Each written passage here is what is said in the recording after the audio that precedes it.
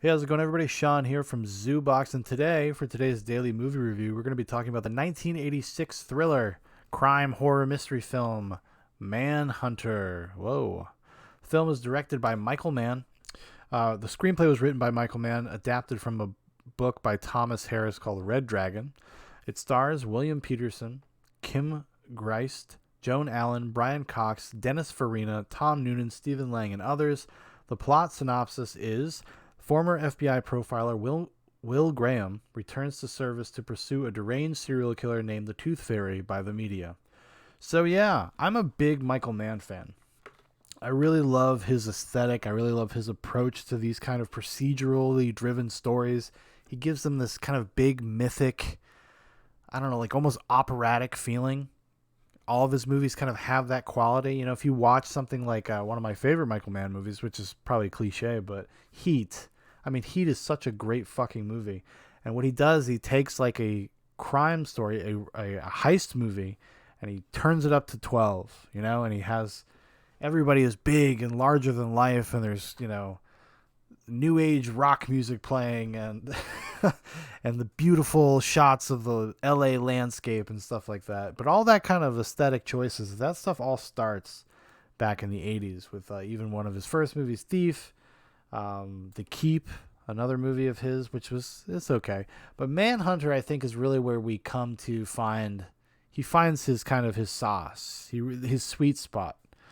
Manhunter is much more in line with kind of the 90s era of Michael Mann. So I feel like it kind of starts that chapter of his life. It's kind of this stark, low-key vibe, but everybody is accentuated a little bit. It's a little bit larger than life.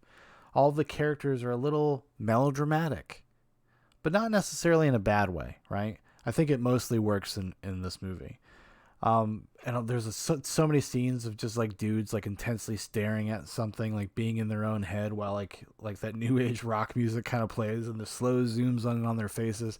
That happens a few times in this movie, and you would think that it would be really silly, like it wouldn't work, but for whatever reason, in Manhunter, it works really well. It really kind of envelops you in this world of like FBI profilers and serial killers and the procedural elements of going to crime scenes, and it kind of just blows it all up. It's like a low key Seven. It's like everything David Fincher did with Seven, and I think you could make the argument that Seven's like overly stylized. This kind of would cuts back all of the kind of the artifice of that, all of the fancy shit, and just kind of presents a really well like modulated, really coherent procedural crime story that feels big. It feels big, even though it's kind of straightforward. It's kind of simple. Um, and I really love this movie. I was a big fan of just Hannibal Lecter. You know, obviously this is the first in the Hannibal Lecter series, what became the Hannibal Lecter franchise, which the weirdest thing that ever happened. But you know, I came to that character just like everybody else from Silence of the Lambs. And while he's not the most important character in Manhunter, he certainly is an element here. He's played by Brian Cox here, you know, a few years before Anthony Hopkins took over the role in Silence of the Lambs. But, you know, so I came to Manhunter after, probably actually like a few years after seeing Silence of the Lambs. I saw Silence of the Lambs when I was like 12 or 13. It was like one of my favorite movies for a long time. And I knew about Manhunter, but I just never got around to watching it. I don't think I watched it until I was maybe in my early 20s. And when I saw it the first time, I think I kind of bounced off of it a little bit because of the aesthetic choices. I just wasn't storied enough in my like film history to really kind of understand the language of the movie. But I think once you really get into movies, and especially once you're into movies of this era, of the 1980s especially, this is like an ultimate like kind of genre 80s movie, um, in a great way, in a way that I just completely responded to.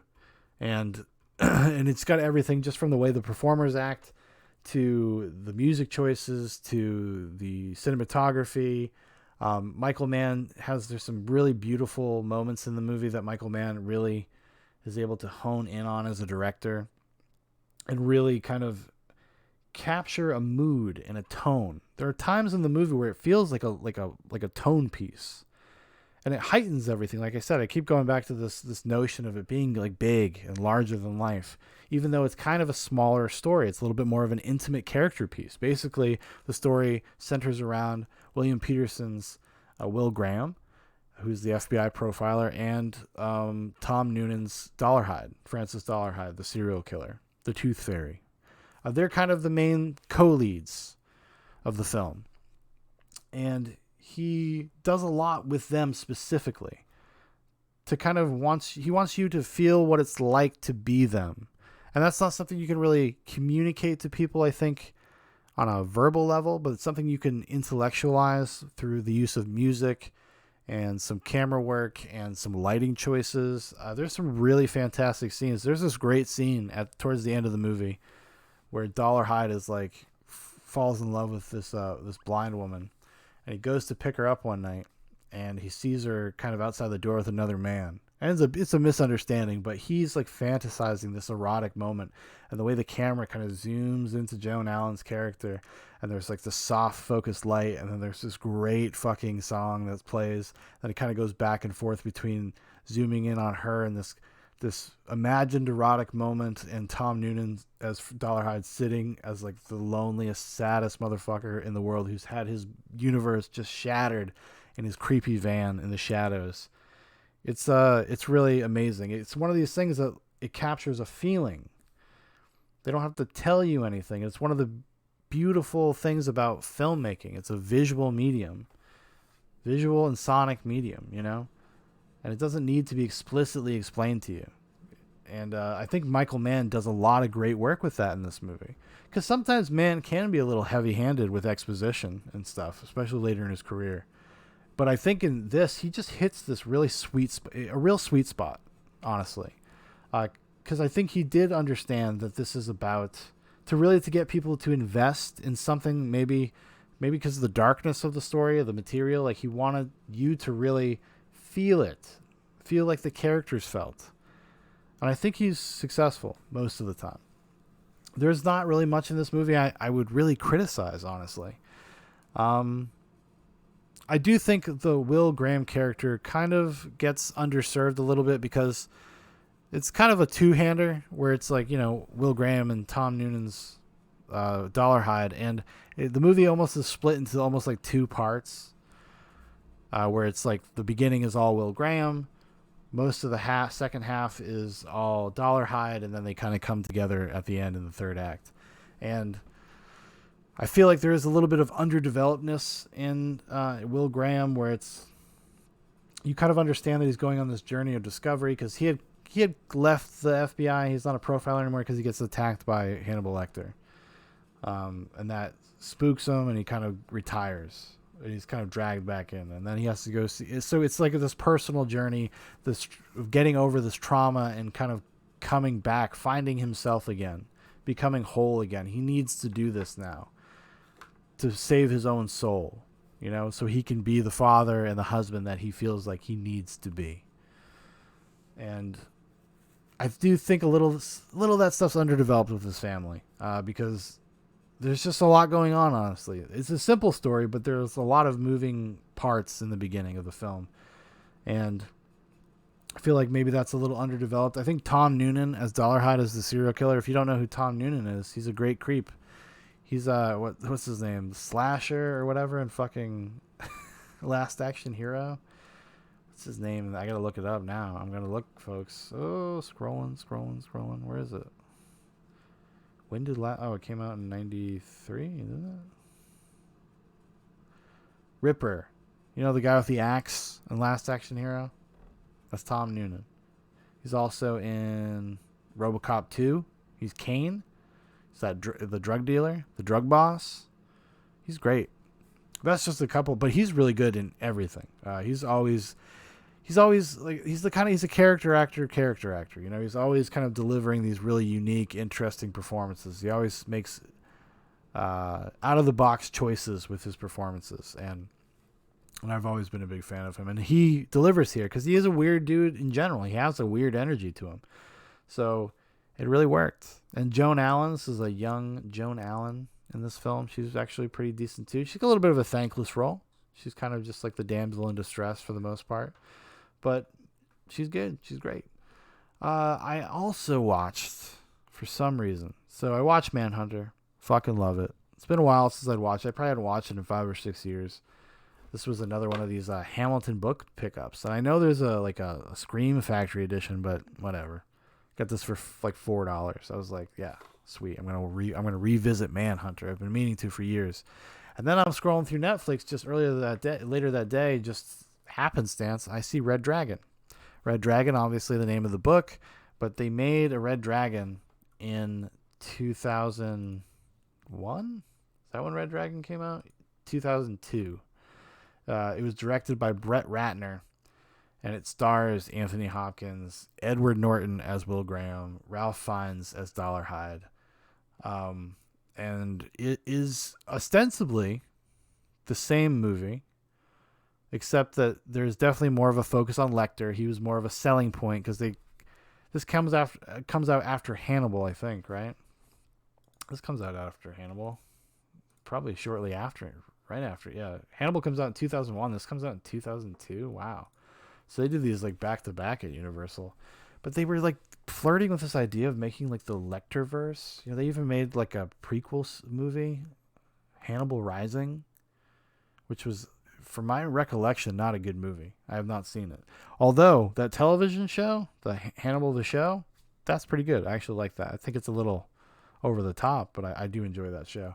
But anyways, so this was directed, by Bret Ratner, who's just, the guy who directed fucking Rush Hour and what are some of his movies? X-Men: The Last Stand. He came in as a last-minute ringer. Hercules. He's no good. He's a hack, and his hackery is all over this movie. This is, I would say, it feels structurally it's very similar to Manhunter, which I'm assuming comes from the novel. There's even some of the same dialogue is the same, with the more emphasis on Lecter and more emphasis on Dollarhide. Will Graham really gets the short shrift on this in this movie, because Will Graham's just not that interesting as presented in this movie. Where Michael Mann kind of could make Will Graham a little bit more like of a sympathetic character. You empathize with him a little bit more. You're into his family plight. Edward Norton just is not playing him.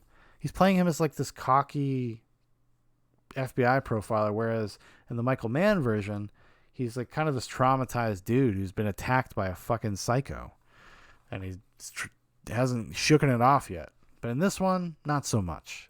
He's much more like a cool guy. Edward Norton is an actor I like, but I think he was miscast, or maybe it was the direction. He is just not, he does not feel like the character, or like you would think the character would feel like. Anthony Hopkins, probably his worst Lecter performance. I'm actually a fan of Hannibal. Not a lot of people are, but I actually kind of like Hannibal, and I thought he was really good in that, in the sense of like the evolution of the character. He's having fun. It's a little bit of a giallo film. It's a little silly, but it's a little campy. But I think he found the right kind of modulation of his performance, the right tone. Whereas in Red Dragon, it is like very cartoony. I mean, some of that is definitely Bret Ratner. I mean, I can't blame the actors entirely. I feel like Bret Ratner's just hackery. His hack fingers are all over this goddamn thing.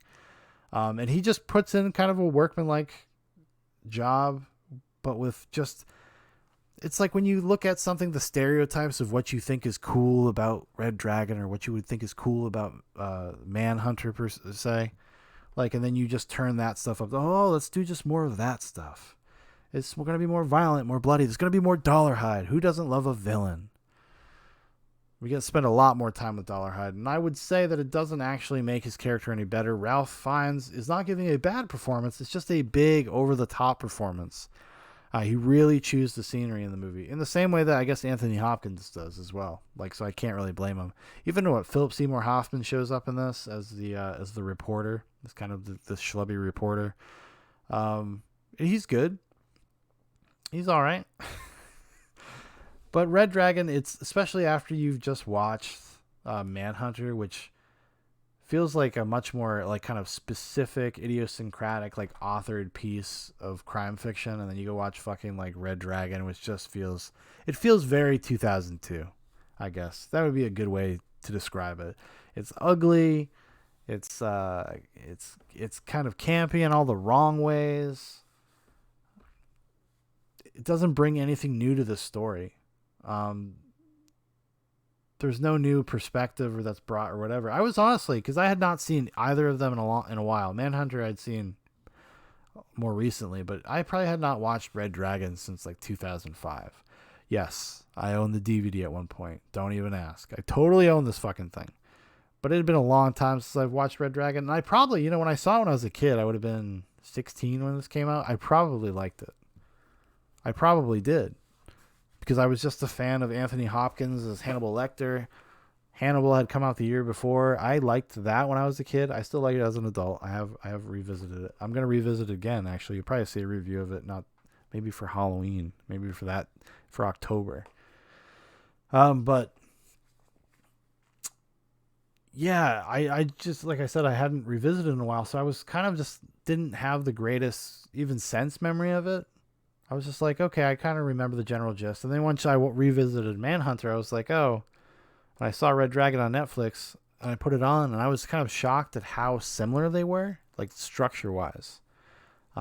Obviously, the story beats are going to be the same. They were both, seems like they were drawing pretty heavily from the novel. That's what it would indicate to me, that Michael Mann, when he made Manhunter, was much more. It was doing pretty faithful material in terms relative to the novel.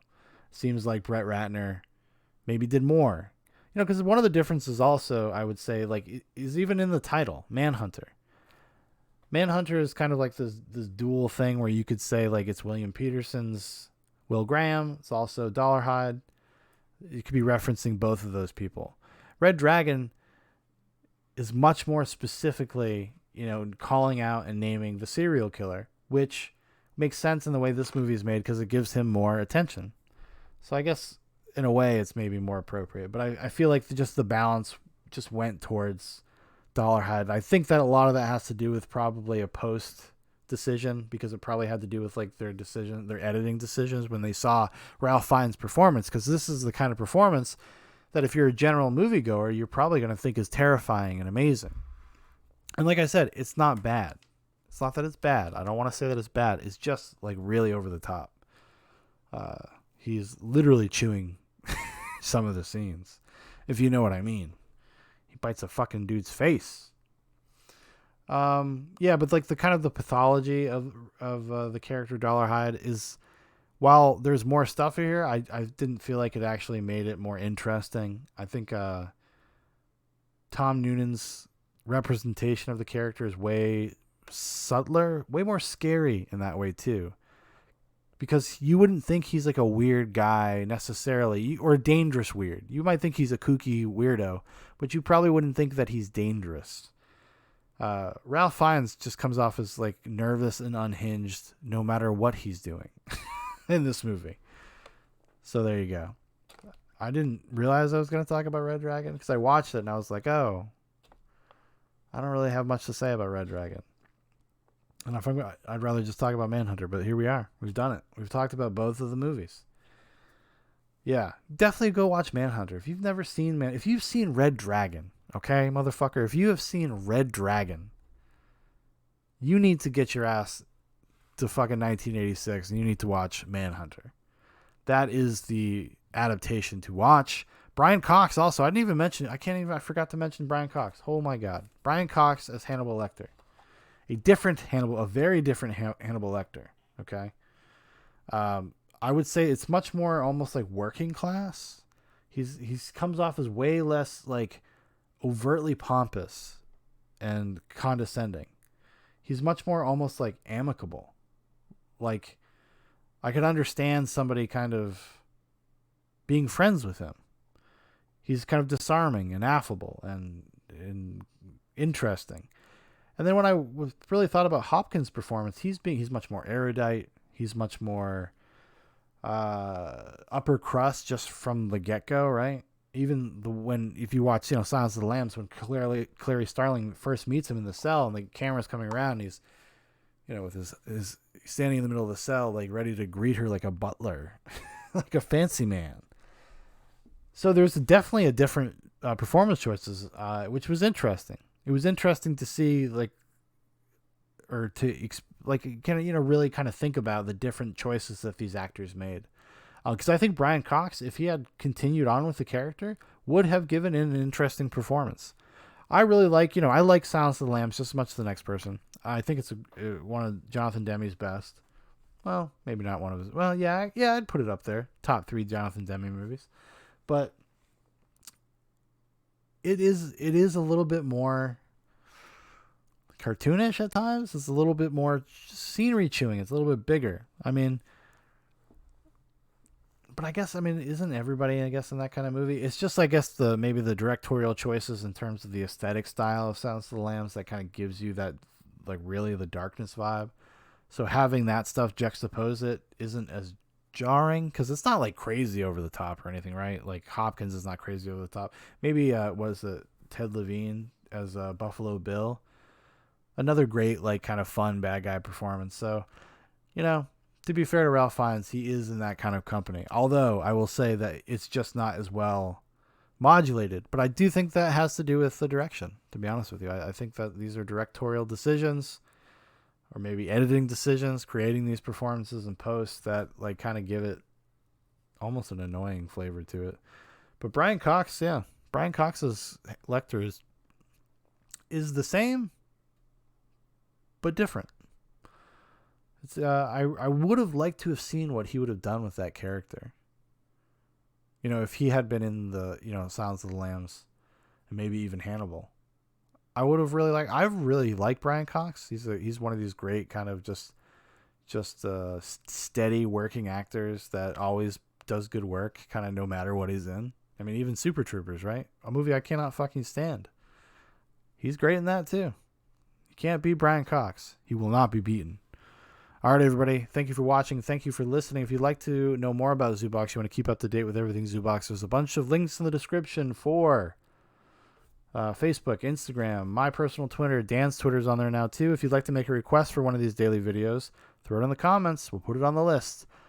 I actually, specifically looking for horror movies. October's coming up. I'm going to be trying to bank as many of them as I can and do a month of horror movies. Maybe I should do a video, like a top 10 video in the beginning.